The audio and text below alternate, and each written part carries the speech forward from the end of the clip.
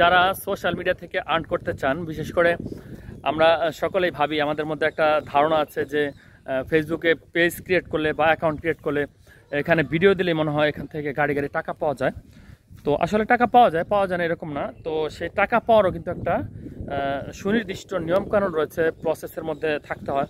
তো সেগুলো সম্পর্কে যদি আমরা না জানি তাহলে কিন্তু কেউ এখান থেকে সাকসেস পাবেন না।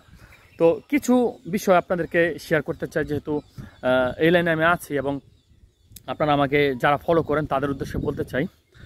তো সোশ্যাল মিডিয়াতে আপনি যদি কাজ করতে চান তাহলে প্রথম আপনাকে যে বিষয়টা মাথায় রাখতে হবে যে আপনার যে চোখ আছে সেটা অন্ধ, এবং আপনার যে কান আছে সেটা হচ্ছে কি বলে যে বধির, এবং আপনার যে পারিপার্শ্বিক সিচুয়েশন সেটা আপনাকে ভুলে যেতে হবে। মানে কে কি বললো না বললো সে বিষয়টা যদি আপনি মাথায় নেন তাহলে এখানে কিন্তু আপনি টিকে থাকতে পারবেন না। মানে এখানে আপনার টিকে থাকাটা দূরও হয়ে পড়বে। কারণ কি, যখন আপনি প্রথম একটা পেজ ক্রিয়েট করবেন বা এখানে আপনি কন্টেন্ট দিবেন, আপনি যত ভালো কন্টেন্টই দেন না কেন, সেই কন্টেন্টটা আপনার যে ফ্রেন্ড সার্কেলের বন্ধুবান্ধব, আত্মীয় স্বজন, পরিবার পরিজন, পাড়া প্রতিবেশী, তাদের কাছে এটা অ্যালাউড হবে না। কেননা কেউ কিন্তু ভাই কারো ভালো চায় না, নাম্বার 1। আর নাম্বার 2 হচ্ছে মানুষ যে ধরনের কন্টেন্ট আসলে দেখে অভ্যস্ত, তো সেই কন্টেন্টগুলো কিন্তু আপনি প্রথম অবস্থা মেক করতে পারবেন না।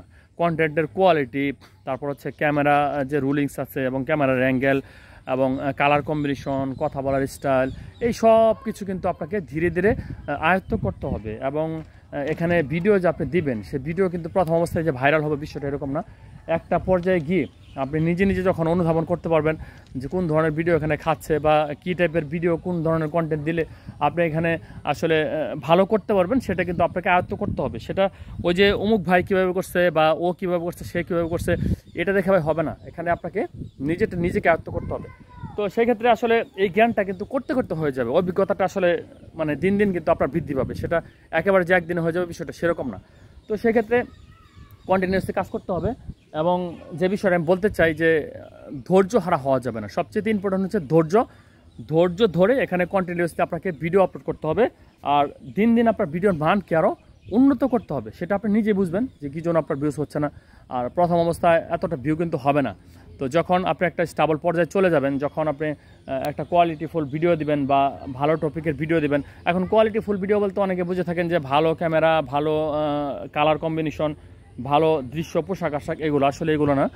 কোয়ালিটিফুল বলতে এটা বোঝায় যেই ভিডিওটা তথ্যবহুল বা যে ভিডিওটাতে মানুষের এঙ্গেজমেন্ট আছে, যেটাতে মানুষ আসলে ইন্টারেস্টেড, যেটাতে মানুষ দেখতে চায়, মানুষ শেয়ার করছে আপনার ভিডিও, হয়তো বা মানুষ আপনাকে ফলো করতেছে, আপনার ভিডিওতে লাইক করতেছে, কমেন্ট করতেছে।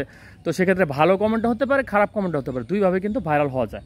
তো আমরা যদি এই বিষয়গুলো মাথায় রাখি, আর সবচেয়ে বলবো যে ইম্পর্টেন্ট যেটা, প্রতিনিয়ত কন্টেন্ট আপলোড করা। প্রতিনিয়ত বলতে আপনার একটা নির্দিষ্ট সময়, প্রতিদিন যদি একটি করে দেন, একটি করে, একদিন পর পর একটি করে দিলে একদিন পর পর একটি করে। তো আপনাদের উদ্দেশ্যে আমি পরামর্শ দিতে চাই, যারা এই লাইনে কাজ করতে চান, দিনে অন্তত 3টা শর্টস মানে রিলস ভিডিও দিবেন, ছোট ভিডিও, এবং একটা বড় ভিডিও দিবেন, একটা লাইভ করবেন, আর ছোটোখাটো কিছু পোস্ট করবেন।